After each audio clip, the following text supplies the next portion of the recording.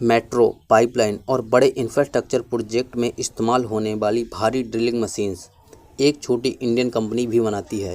लेकिन क्या 126 crore market cap वाली ये माइक्रो कैप कंपनी फ्यूचर में बड़ा प्लेयर बन सकती है? जब इंडिया में मेट्रो, हाईवेज, पाइपलाइन और स्मार्ट सिटी प्रोजेक्ट्स बढ़ते हैं तो सिर्फ सीमेंट और स्टील की डिमांड नहीं बढ़ती, उन प्रोजेक्ट के पीछे काम करने वाली स्पेशलाइज्ड मशीन की भी ज़रूरत पड़ती है। और अपोलो टेक्नो इंडस्ट्री उसी सेगमेंट में काम करती है। लेकिन इस बिजनेस की सबसे इंटरेस्टिंग बात अभी बाकी है। कंपनी क्या काम करती है?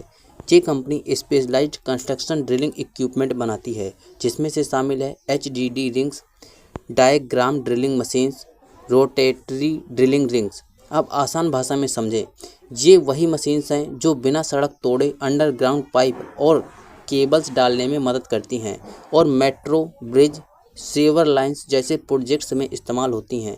इंटरेस्टिंग बात यह है कि इंडिया में इस सेगमेंट में कंपटीशन बहुत कम डोमेस्टिक कंपनीज से आता है, लेकिन बिजनेस इतना आसान भी नहीं है।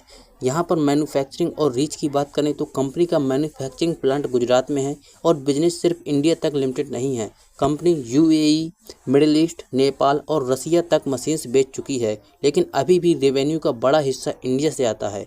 और यहाँ सबसे इम्पोर्टेंट चीज़ क्या है? इंडिया का इंफ्रास्ट्रक्चर स्पेंडिंग लगातार बढ़ रहा है, लेकिन क्या उससे ऑटोमेटिकली कंपनी को फ़ायदा मिलेगा? ज़रूरी नहीं है। नंबर्स क्या बताते हैं? FY25 में कंपनीज की कमाई का बड़ा हिस्सा HDD रिंग्स से आया है और Q1 FY26 में सिर्फ 15 मशीनें ही बिकी हैं।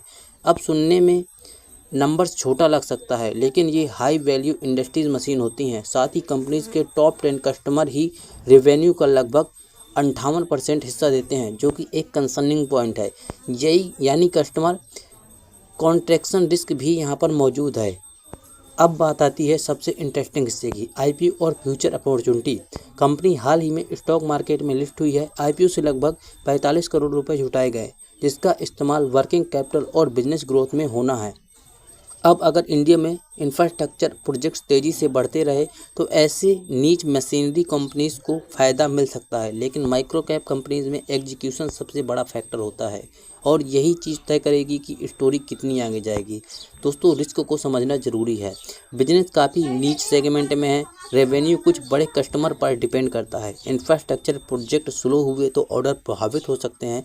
कंपनी अभी बहुत छोटी है, इसलिए वॉलेटिलिटी ज़्यादा है। मतलब अपॉर्चुनिटी है, लेकिन रिस्क भी यहाँ पर छोटा नहीं है। दोस्तों, ओवरऑल देखा जाए, अपोलो टेक्नो इंडस्ट्री एक नीच इंफ्रास्ट्रक्चर इक्विपमेंट कंपनी है जो इंडिया के ग्रोइंग इंफ्रा सेक्टर पर बेट लगा रही है। अगर फ्यूचर में ऑर्डर और एग्जीक्यूशन मजबूत रहे तो ग्रोथ देखने को मिल सकती है, लेकिन स्मॉल साइज और कस्टमर कॉन्ट्रैक्शन जैसे रिस्क को इग्नोर नहीं किया जा सकता है। अब फ्यूचर में ये कंपनी क्विकली बड़ा प्लेयर बनेगी या कंपटीशन और एग्जीक्यूशन चैलेंज ग्रोथ रोक देंगे, ये तो आने वाला साल ही तय करेगा। दोस्तों, किसी भी कंपनी में निवेश करने से पहले अपनी खुद की रिसर्च जरूर करें या फाइनेंशियल एडवाइजर से सलाह जरूर लें।